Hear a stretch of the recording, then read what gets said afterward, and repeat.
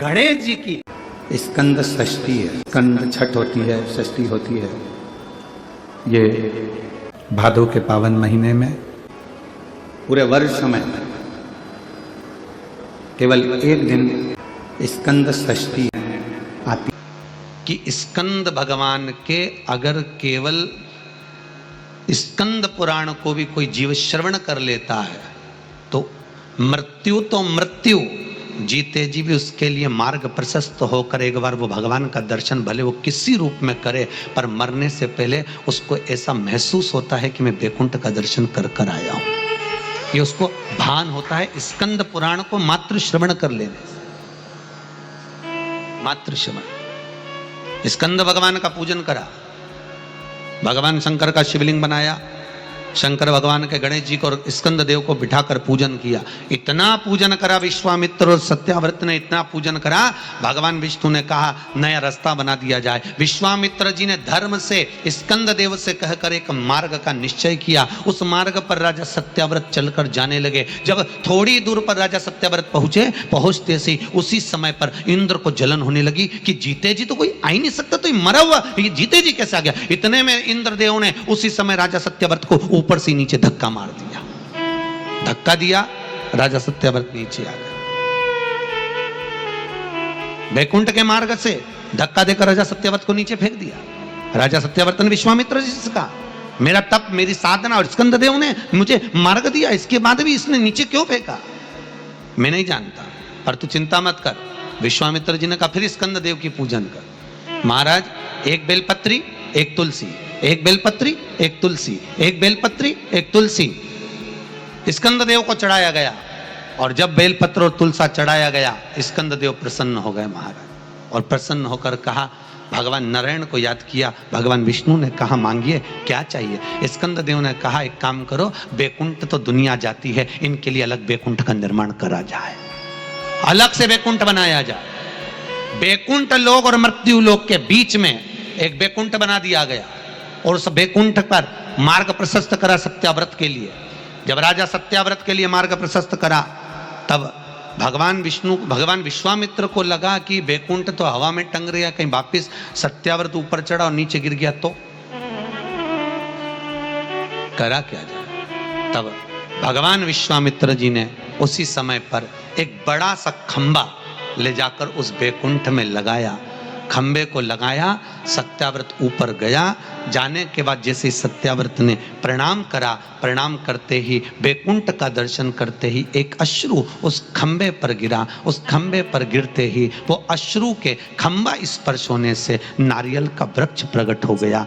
भगवान उसी समय माता पार्वती ने कहा स्कंद देव भले लोग गणेश जी का पूजन करे, प्रथम गिनती में गिने, पर तू हर कलश के ऊपर तू ही विराजमान मिलेगा। और स्कंद देव उस नारियल के रूप में विराजमान हो गए महाराज। उसके लिए बैकुंठ का रास्ता दूसरा बना दिया जाएगा और वो जीते जी बैकुंठ जीते जी। आज स्कंद षष्ठी है, तो आज के ही दिन स्कंद षष्ठी के ही दिन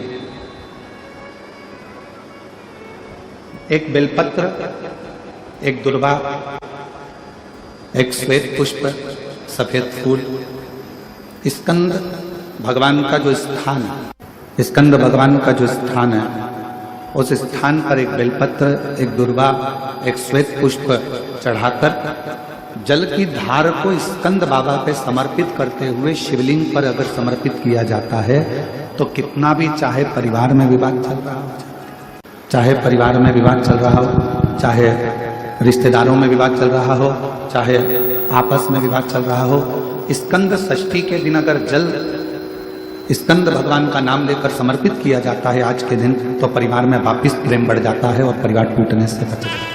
इतना नियम स्कंद षष्ठी का, इतना क्रम शिव महापुराण के अंतर्गत।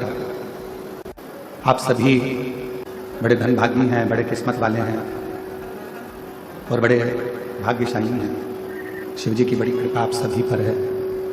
दुर्वा जो उत्पन्न हुई है, इसमें इतना बल कहां से आ गया। शंकर भगवान बोले रहे, ओ इंद्र तुम्हारे अमृत से भी बड़ी प्रबल है ये दुर्वा।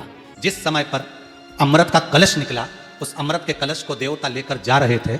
ले जाते राक्षसों से छुड़ाकर सबसे पहले इन्होंने समुद्र के किनारे पर उसको छुपाया। उस जगह पर भगवान विष्णु की जंघा के रोम पड़े थे जिससे दुर्गा उत्पन्न हुई थी। उस दुर्गा पर इस कलश को जब रखा, रखते ही एक देवता ने उसके उठाकर देखना चाहा तो उसमें से थोड़ा सा भाग अमृत का नीचे गिर गया जो दुर्गा पर पड़ गया। और आगे गए, फिर इसको छुपाया, वहां भी दुर्गा थी। फिर और आगे गए, वहां भी दुर्गा थी। सुन इंद्र, तेर को जो अमृत मिला तूने एक बार में पिया। ब्रह्मा को जो अमृत मिला वो ब्रह्मदेव ने एक बार में पिया। वरुण को जो अमृत मिला वो एक बार में पिया। पर इस दुर्वा को जो अमृत मिला वो 5 बार मिला। इसलिए पंच दुर्वा लेकर तू गणेश के पास जा और उसको दे, क्योंकि ये 5 अमृत के कुंड से भी प्रबल है। ये 5 अमृत के कुंड से भी प्रबल है। लेकर जा तू ये दुर्वा। और इंद्र ने दुर्वा दी, गणेश जी को खिलाई। जैसे खिलाई, गणेश जी के भीतर की जो अग्नि थी वो समाप्त हो गई। तकलीफ किसकी जिंदगी में नहीं आती? भगवान राम के जीवन में भी दुख आया, भगवान कृष्ण के जीवन में भी दुख आया। तकलीफ किसको नहीं आती? सबको। इसलिए किसी के दुख को देखकर कभी खुश मत हो। जरा सा किसी के ऊपर तकलीफ आई और सब लोग मिलकर चर्चा करने लगे, अच्छा हुआ, बहुत बढ़िया हुआ, ऐसा तो होना ही था, इसने तो ऐसा करा, अच्छा हुआ। ना ना, किसी को बीमारी आई कभी मत कहो कि दूसरे को बीमारी आती है ना तो दुनिया के लोग सोचते हैं कर्म का दंड भोग रहा है, और खुद को बीमारी आई, फिर खुद को तकलीफ आई, फिर खुद को कष्ट आया, फिर। इसलिए कभी किसी की जिंदगी में अगर तकलीफ है तो भगवान से प्रार्थना करना, बाबा इसके जीवन में दुख आया है, भले मेरा बेबी है, कष्ट है, मेरे से लड़ता है, पर बाबा दुख समाप्त करना। जब हम सर्वे भवन्तु सुखिनः की कामना करेंगे ना तो सबसे पहले भगवान सुख हमको देगा। सबसे पहले सुख हमें मिलेगा। इत्र की शीशी खोलिए, दूसरे पर इत्र लगाइए, सबसे पहले इत्र की खुशबू किसको आएगी? जम के बोलो, अपने। हमारा हाथ सुगंधित होगा क्योंकि हमने इत्र की शीशी खोली है।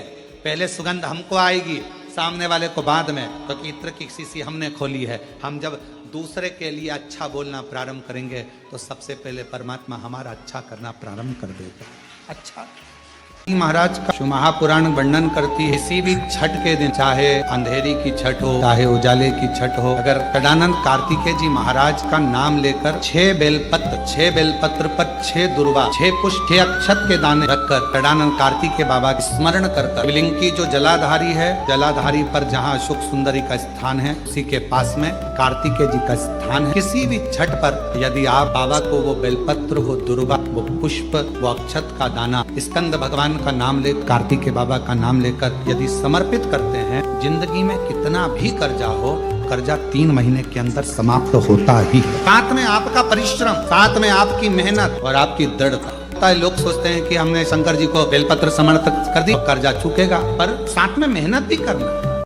अगर आपके घर में छोटा सा शिवलिंग विराजमान है या आपके घर में कुबेरेश्वर धाम का कंकर है और आपके घर में यदि शंकर भगवान का शिवलिंग है या सीहोर का रुद्राक्ष हो या शंकर भगवान का शिवलिंग हो या कंकर शंकर हो, तो निवेदन है जहां पर भी शिवलिंग आपके घर में विराजमान है, अगर छोटी सी कटोरी में एक बेलपत्र को आप नीचे रखिए, छोटी सी कटोरी उस बेलपत्र के ऊपर रखकर उसमें थोड़ा सा मधु, शहद, शंकर भगवान की साक्षी में शिव जी के सामने अगर शुक्रवार रखना प्रारंभ कर दो, धीरे धीरे संपदा की वृद्धि अपने आप होना प्रारंभ होगा। मधु। इसलिए आज भी नियम है, जिसके घर में संपदा की कमी होती है, जिसके घर में कर्जा बढ़ जाता है, लक्ष्मी नहीं आती, बहुत टेंशन की जिंदगी जीता है मनुष्य, व्यापार चल नहीं रहा, बहुत तकलीफ का जीवन चल रहा होता है, तो आज भी नियम है महाराज कि सोमवार, शुक्रवार, ये 2 बार ऐसे हैं, इन 2 बार को यदि कटोरी में थोड़ा सा शहद रखकर, मधु रखकर यदि लक्ष्मी जी का स्मरण किया जाए और माता लक्ष्मी जी का स्मरण कर एक लाल पुष्प उस कटोरी के सम्मुख में माता लक्ष्मी का नाम लेकर रखा जाए और बाद में वही शहद, वही मधु और वही पुष्प शुक्रवार के दिन पूजन करें, शनिवार के दिन उस मधु का, उस पुष्प का विसर्जन करें, सोमवार के दिन पूजन करें लक्ष्मी जी का स्मरण कर कर, और मंगलवार के दिन अगर विसर्जन करें, 5 या 7 सोमवार या शुक्रवार को यदि आप मधु का भोग लक्ष्मी जी को लगाना प्रारंभ कर दें, शिव का नाम स्मरण कर कर, तो उसके घर में कभी संपदा की कमी नहीं होती, लक्ष्मी उस संपदा को। तो यदि नारायण भगवान को भी प्रसन्न करना है तो मुख से क्या कहना पड़ेगा? नमस्तुभ्यम कहते हैं तो आपको लगता होगा कि शंकर भगवान खुश होते हैं, पर शिव महापुराण की कथा कहती है श्री शिवाय नमस्तुभ्यम जब हम बोलते हैं ओम नमः शिवाय जब हम बोलते हैं, नमः शिवाय जब हम बोलते हैं, शंकर जी को एक लोटा जल जब हम चढ़ाते हैं, तो शिव जी से ज्यादा प्रसन्न भगवान नारायण हो जाते हैं, भगवान विष्णु। तो यदि नारायण भगवान को भी प्रसन्न करना है तो मुख से क्या कहना पड़ेगा? श्री शिवाय नमस्तुभ्यं। भस्म का श्रृंगार, भस्म का दर्शन और भस्म धारण करना, ये भगवान शंकर की अविरल भक्ति है। और मेरी जीजियों, मेरे जीजाओं, बेटियों, बेटाओं, मेरी माताओं, मेरे बुजुर्ग, मेरे माता पिता तुल्य जितने भी भाई बंधु बैठे हैं, आप सबसे निवेदन करूं, ज्यादा नहीं तो प्रयास करा करो अपने घर में काशी की या उज्जैनी की या जो भी बड़ा शिवालय हो, वहां की थोड़ी सी भस्म अपने घर में होना चाहिए। क्यों?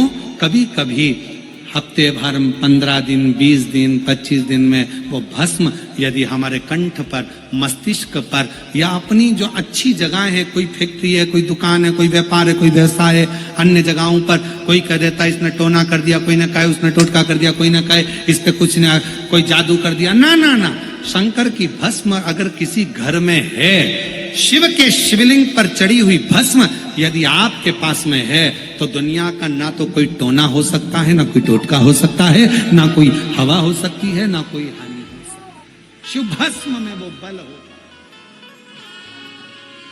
शिव भस्म। शंकर के भस्म का दर्शन, भस्म का श्रृंगार का दर्शन, शिव की चढ़ी हुई भस्म का स्पर्श, या शिव महापुराण की कथा कहती है कोई अपने मस्तक पर यदि भस्म धारण कर कर जा रहा हो, शंकर की भस्म लगा कर जा रहा हो, उसके मात्र मुखाग्रविंद का दर्शन या उसके शरीर से हवा स्पर्श कर कर भी अगर हमारे शरीर को छू जाती है तो भी हमारा कल्याण निश्चित हो जाता है। भस्म का इतना प्रभाव शिव पर चढ़ी।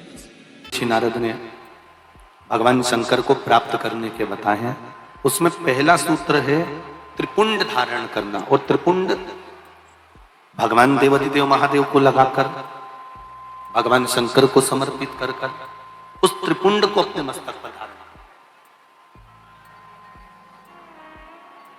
सत्यम शिवम, जम के बोलो तीसरा, सुंदर। जब जीवन में सत्य अगर प्राप्त हो जाता है तो शिव अपने आप मिल जाता है, और अगर शिव मिल गया तो जीवन अपने आप सुंदर बन जाता है। उस जीवन को सुंदर बनाने के लिए हमको कहीं जाने की जरूरत नहीं पड़ती। जीवन की सुंदरता परमात्मा का भजन। मैंने तेरे ही भरोसे, ओ बाबा तेरे ही भरोसे, हवा बिच उड़ती जावांगी, बाबा डोर हटो छठी में लटकी जावा।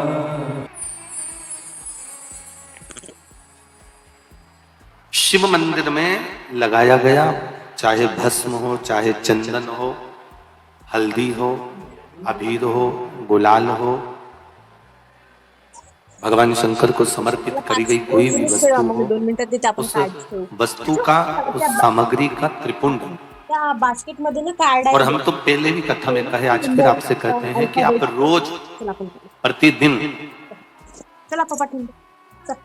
भगवान को लगाई गई सामग्री का अगर त्रिपुंड नहीं लगा सकते तो हफ्ते में कम से कम एक दिन ऐसा बना लो कि आज मैं शंकर मंदिर जाऊंगा और शिव जी के मंदिर पर अगर जो मिला उसका मैं मस्तक पर त्रिपुंड लगाऊंगा, भले फिर वो जल क्यों ना मिला हो, भले वो कोई सामग्री क्यों ना मिला। सूत्र बताया गया है भगवान शिव का पंचाक्षर मंत्र।